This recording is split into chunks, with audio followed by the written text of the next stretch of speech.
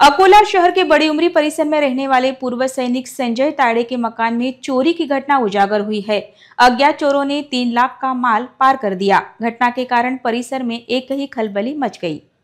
Civil line police थाने की हद में आने वाले बड़ी उमरी परिसर निवासी पूर्व सैनिक संजय ताड़े के बंद घर में चोरी की घटना सामने आने के कारण परिसर के नागरिकों में भय व्याप्त हो गया है।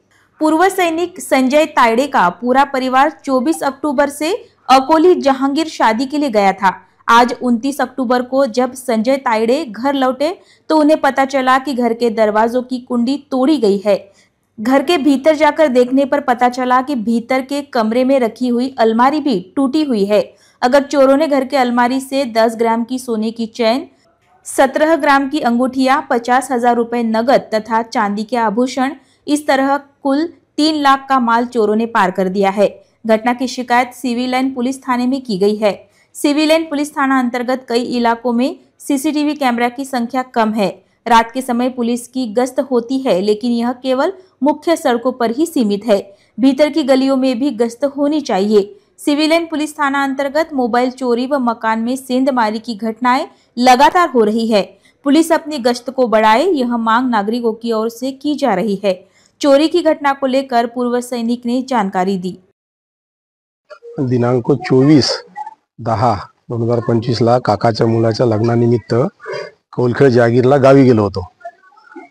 आमची घरची पूर्ण मंडळी गेली होती आणि ते 24 तारखेपासून तर आजपर्यंत घर बंद होतं। आज मी घरी आलो, घर उघडून पाहिलं तर दाराची कुंडी आणि कुलूप अस्ताव्यस्त तुटलेलं होतं। आतमध्ये जर गेलो कपाटाकडे, बेडरूम मध्ये जे कपाट आहे त्या कपाटामध्ये सर्व सामान व्यस्त होतं। त्याच्या ड्रॉपमध्ये 10 ग्रामची एक चेन, 10 ग्रामची एक पोत, 7 ग्रामची एक अंगठी आणि 3 ग्रामची अंगठी, रोख रक्कम 50,000 आणि 20 ते 25,000 रुपयाच्या तोरड्या, असं जे एवढं जे साहित्य पूर्ण गायब झालेलं होतं। तक्रार दाखल केली का?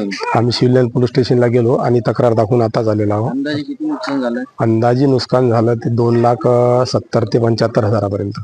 माझं नाव संजय रामभाऊ तायडे, मी माजी सैनिक आहो आणि मी सध्या ऑन ड्युटी एसटी डेपोला कर्मचारी म्हणून आम्ही एस्को गार्डमध्ये, आणि माझा मुलगा सुद्धा सैनिक आहे, सध्या ऑन ड्युटी आहे तो, आणि माझी मिसेस शिक्षिका।